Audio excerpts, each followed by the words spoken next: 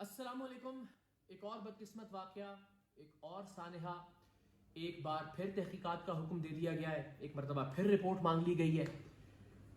اب تک جتنے واقعات ہوئے ان کی رپورٹس میں کس کو ذمہ دار ٹھہرایا گیا؟ یہ ویڈیو جتنے لوگ دیکھ رہے ہیں ان میں سے کوئی بھی جانتا ہے کہ ایئر بلو کے بعد، بھوجا ایئر لائن کے کریش کے بعد، وہ واقعہ جس میں جنید جمشید بھائی شہید ہوئے، اس کے بعد کیا رپورٹ سامنے آئی؟ یہ کس کو ذمہ دار ٹھہرایا گیا؟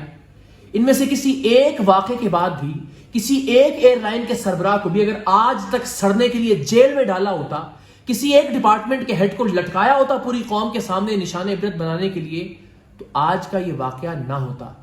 ہم یہ کہتے ہیں بڑی آسانی سے کہ جی مشین ہے، خراب ہو سکتی تھی، ان لوگوں کی آئی ہی اسی طرح سے تھی. اللہ تعالیٰ کی رضا کے سامنے ہم سب کا سر تسلیم خم، لیکن کچھ کام انسانوں اور حکومتوں اور اداروں کے کرنے کے بھی ہیں. قطر ایئر ویز، ایمریٹس ایئر لائنز، اتحاد ایئر ویز، یہ اسی ریجن کی ایئر لائنز ہیں. 250 ایئر کرافٹس کے ساتھ آپریٹ کر رہی ہیں. صرف خالی ایمریٹس ایئر لائن 3600 پروازیں ایک ہفتے میں آپریٹ کرتی ہے. کوئی ایک واقعہ یا حادثہ ایسا نہیں ہے جس میں کسی ایک شخص کی جان گئی ہو. اور یہ بڑی بڑی ایئر لائنز ہیں. بجٹ ایئر لائنز اٹھا لیجئے، ایزی جیٹ، ریان ایئر، 458 جہازوں کے ساتھ ریان ایئر آپریٹ کر رہی ہے.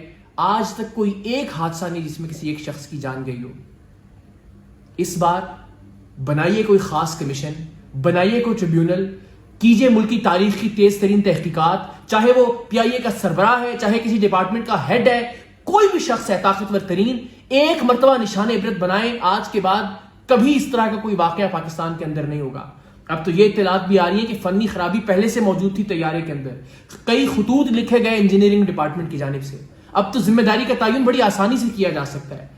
خدا کے واسطے پاکستان کے لوگوں کو بھیڑ بکریاں سمجھنا بند کر دیں، انسان سمجھیں.